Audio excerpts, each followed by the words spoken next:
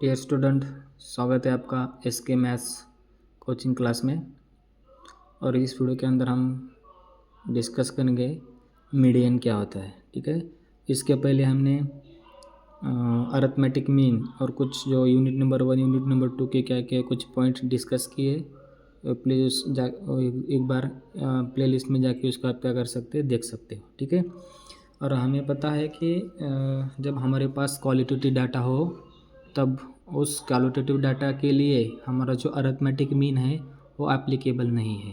यानी कि जैसे देखो, हमें क्या करना है, किसी भी कोई भी क्वालिटेटिव डाटा हो। फॉर एग्जांपल हम मान सकते हैं कि हमारे पास क्या है, कलर है।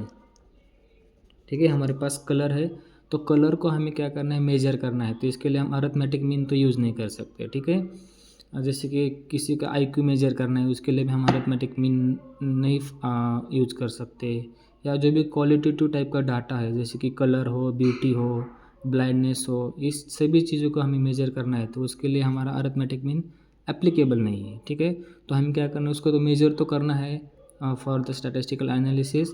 Then we have to use the statistical tools, that is median. Okay, median मतलब क्या होता है, देखो मीडियन इज़ द क्या होता है, median is the middle most value of the observation. For example, जैसे कि आप मान लो हमारे पास क्या है, x1 x2 x3 up to 7 क्या है, xn, ऐसे कुछ तो डाटा है। ठीक है, और इस डाटा को मीडियन क्या करता है, इस डाटा की जो भी सेंट्रल वैल्यू है उसको क्या करता है, रिप्रेजेंट करता है, और उसको हम क्या बोलते हैं, मीडियन बोलते हैं। ठीक है, और मीडियन क्या करता है, जो भी हमारे पास डाटा गिवन है उस डाटा को क्या करता है, 2 इक्वल पार्ट्स में क्या करते हैं, डिवाइड करते हैं। उसको हम सिमेट्री बोल सकते हैं। ओके, क्योंकि वो दोनों दो पार्ट को क्या कर रहा है, इक्वली डिस्ट्रीब्यूट कर रहा है। ठीक है, ओके, ये एक थोड़ा सा जनरल इंट्रोडक्शन था अबाउट मीडियन। तो चलिए उसका हम डेफिनेशन क्या करते हैं, डिस्कस करते हैं। ठीक है, तो मीडियन क्या होता है, median is the value of middle most observation in the data when the observation are arrange in increasing और डिक्रीजिंग ऑर्डर। ठीक है, अब ये डेफिनेशन लिख के ले सकते हो, बहुत सिंपल डेफिनेशन मैंने यहाँ पे लिखा है। आप वीडियो को पॉज करिए और प्लीज़ डेफिनेशन को नोट कीजिए। ठीक है, अब देखो हम मीडियन का डेफिनेशन क्या कहते हैं कि median is the middle most observation होता है, मिडल मोस्ट वैल्यू होती है। लेकिन कब होती है, हमें क्या करना है, हमारा जो भी डाटा गिवन है उसको क्या करना है, एक पर्टिकुलर फॉर्म में अरेंज करना है। आप लेकिन आप इंक्रीजिंग भी कर सकते हैं और उसको डिक्रीजिंग भी ऑर्डर कर सकते हैं। ऐसा जरूरी नहीं कि हर बार इंक्रीजिंग ही करना है और हर बार डिक्रीजिंग करें, दोनों में से किसी भी एक फॉर्म में आप क्या कर सकते हो, उसको अरेंज कर सकते हैं। ठीक है, ये क्या होता है, हमारा मीडियन होता है। अब देखो मीडियन का अलग अलग डिफरेंट केस है। जैसे कि अरिथमेटिक मीन के लिए हमने इंडिविजुअल ऑब्जर्वेशन होगा तो मीडियन अरिथमेटिक मीन कैलकुलेट किया है। फ्रीक्वेंसी डिस्ट्रीब्यूशन डिस्क्रीट हो या फ्रीक्वेंसी डिस्ट्रीब्यूशन कंटिन्यूस हो, उसका हमने क्या किया, अरिथमेटिक मीन कैलकुलेट किया। सिमिलरली यहाँ पे भी हम मीडियन क्या करते हैं, तीनों डिफरेंट केसेस के लिए क्या कर सकते हैं, कैलकुलेट कर सकते हैं। लेकिन मीडियन का एडवांस एप्लीकेशन क्या है, जो कि हम मीडियन हमारे पास क्वालिटेटिव डाटा भी हो तभी उसको हम क्या कर सकते हैं, मेजर कर सकते हैं, और क्वांटिटेटिव डाटा भी हो तो हम क्या कर सकते हैं, उस डाटा का मीडियन कैलकुलेट कर सकते हैं। तो चलिए देखो इसका कुछ केस डिस्कस कर सकते हैं। जैसे कि मान लो हमारे पास डिस्क्रीट डाटा गिवन है, इंडिविजुअल डाटा गिवन है। हमारे पास क्या है, इंडिविजुअल वैल्यूज़, इंडिविजुअल डाटा बोल सकते हैं, उसको हम क्या कर सकते हैं, इंडिविजुअल वैल्यूज़ भी बोल सकते हैं। ठीक है, अब देखो उसके अंदर भी क्या होते हैं, दो डिफरेंट केसेस होते हैं। जब व्हेन ऑब्जर्वेशन इज इवन, और ऑब्जर्वेशन क्या होता है, ऑड। जब ऑब्जर्वेशन इवन हो तो हमारा फार्मूला क्या होता है, और ऑब्जर्वेशन क्या हो, ऑड हो, तब हमारा फार्मूला क्या होता है, ये हम क्या करेंगे, डिस्कस करेंगे। ठीक है, तो सबसे मान लेते हैं, सबसे पहले सपोज करेंगे, late x1 x2 x3 x4 and x5। देखो हमारे पास कितने ऑब्जर्वेशन है, 1 2 3 4 5, ये टोटल कितने ऑब्जर्वेशन है, 5 ऑब्जर्वेशन है। अब देखो हमारा इस दोनों इस ऑब्जर्वेशन के बीच में जो भी सेंट्रल वैल्यू आएगी उसको हम क्या बोलेंगे, मिडिल बोलेंगे। लेकिन हमें क्या करना है, सबसे पहले इस डाटा को अरेंज करना है। ऑलरेडी जो भी डाटा गिवन है तो ऑलरेडी एक पर्टिकुलर फॉर्म में है। जैसे कि स्मॉलेस्ट वैल्यू से क्या कर रहे हैं, हम लार्ज वैल्यू तक जा रहे हैं, तो इसको कुछ रिपीट सीक्वेंस में हमें लिखने की ज़रूरत नहीं, ऑलरेडी सीक्वेंस में है। लेकिन जब वो सीक्वेंस में नहीं होगा तो हमारा फर्स्ट टारगेट क्या है कि उसको क्या करेंगे, एक पर्टिकुलर फॉर्म में अरेंज करेंगे। ठीक है, तब देखो हमारे पास n कितना है, यहाँ पे n इज इक्वल्स टू कितना है 5, दैट इज़ वो क्या है, ऑड है। ठीक है, जब हमारे पास ऑब्जर्वेशन ऑड होंगे तो हमारा फॉर्मूला क्या होता है, तो मीडियन को डिनोट किया जाता है ME इज इक्वल्स टू, हमारा फार्मूला क्या हो जाएगा n+1/2 हो जाएगा।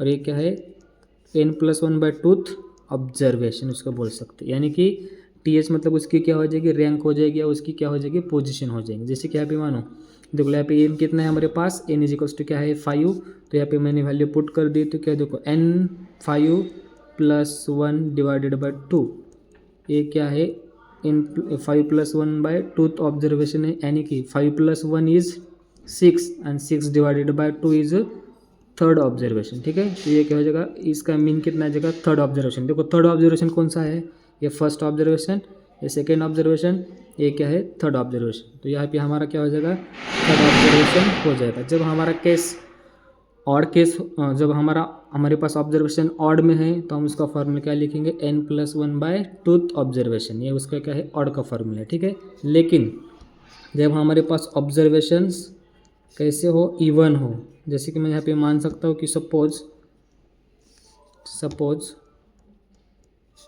x1 x2 x3 x4 x5 and x6, देखो ऑब्जर्वेशन कितने हैं, इवन है, और कितने ऑब्जर्वेशन टोटल, 6 ऑब्जर्वेशन है। ठीक है, तब देखो यहाँ पे तो हम n+1/2 ऑब्जर्वेशन का जो भी फॉर्मूला है वो हम नहीं लगा सकते, क्योंकि वो लगा तो क्या हो जाएगा 6+1 7, और 7/2 क्या, तो 3.5 समथिंग आ सकता है।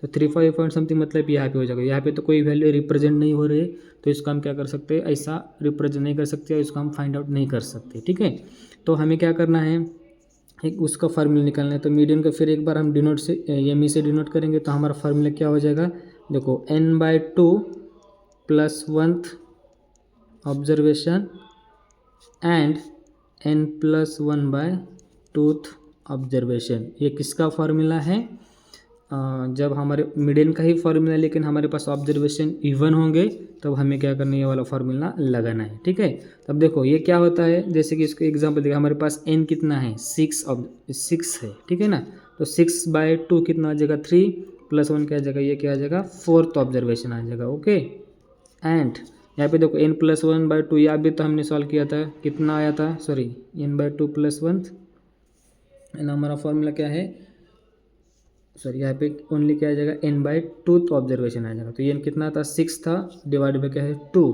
तो क्या आ जाएगा, थर्ड ऑब्जर्वेशन आ जाएगा। ओके, ये क्या हो जाएगा, थर्ड। देखो हमारे पास अभी कितनी वैल्यूज मिली है, 2 वैल्यू, ये क्या है हमारा 4th ऑब्जर्वेशन, और ये क्या है हमारा थर्ड ऑब्जर्वेशन। जैसे देखो यहाँ पे ये वाला एक वैल्यू है थर्ड ऑब्जर्वेशन, और दूसरी क्या है, ये वैल्यू। अब देखो ये दोनों को क्या करना है, इन दोनों का हमें मीन डिवाइड करना है, यानी कि हम ऐसे बोल सकते हैं 4th observation plus third observation divided by क्या आ जाएगा, देखो 4th observation plus third observation divided by क्या आ जाएगा 2, तो ये क्या हो जाएगा हमारा फाइनली मीडियन हो जाएगा, जब हमारे पास ऑब्जर्वेशन इवन हो तब। ठीक है, तो चलिए इसके ऊपर एक एग्जांपल देखते हैं। एग्जांपल में क्या बोला है, the following are the sales in rupees for 6 days in a certain week. एक वीक के अंदर हमें कुछ सेल्स हुआ है, उसकी कुछ संख्या हमें गिवन है, तो उसका हमें क्या करना है, मीडियन फाइंड करना है। ठीक है, तो मीडियन का स्टेप्स क्या होते हैं, सबसे पहले हम क्या फाइंड करना है, जो भी डाटा गिवंस है उस डाटा को क्या करना है, एक पर्टिकुलर फॉर्म में अरेंज करना है। ठीक है, तो चलिए हम क्या करेंगे, given data arrange in increasing order. Okay, increasing order में क्या करेंगे, इसको अरेंज करेंगे। तो देखो इंक्रीजिंग ऑर्डर में अरेंज करने के बाद सबसे पहली वैल्यू कौन सी आ जाएगी, तो देखिए सबसे पहली वैल्यू कौन सी है, ओके सबसे पहली वैल्यू 3020 आ जाएगा। देन इनमें से कौन सी वैल्यू आ जाएगी, 3250, देन 3600, देन 3830, देन सॉरी यहाँ पे 0 हो जाएगा, एक 0 आएगा, 40, देन 4120। ओके, तो हमारे पास यहाँ पे कितना है, here n is equals to कितना है, n इज इक्वल्स टू 6, यानी कि हमारे पास वैल्यू ऑब्जर्वेशन कितने हैं, 6 है, यानी कि इवन है। और जब हमारे पास इवन ऑब्जर्वेशन है तो हमें फार्मूला क्या लगाना है, n/2 plus 1th observation and n/2th observation. तो ठीक है, therefore median is equals to, हमारा फार्मूला मैं ऐसे लिख सकता हूँ, n/2th observation and n/2 plus 1th observation. Okay, तो चले हमारे पास n कितना है, 6 divided by 2th observations and 6/2 plus 1th observation. Okay, तो चलो 6/2 यानी कितना हो जाएगा, 3rd ऑब्जर्वेशन एंड 6/2 मीन्स 3 + 1 इसका हो जाएगा 4th ऑब्जर्वेशन। ओके, तो देखो 3rd ऑब्जर्वेशन कौन सा है, observation number 1, observation number 2, observation number कितना है 3। तो ये 3rd ऑब्जर्वेशन कौन सा है 3600 एंड 4th ऑब्जर्वेशन कौन सा है 3830।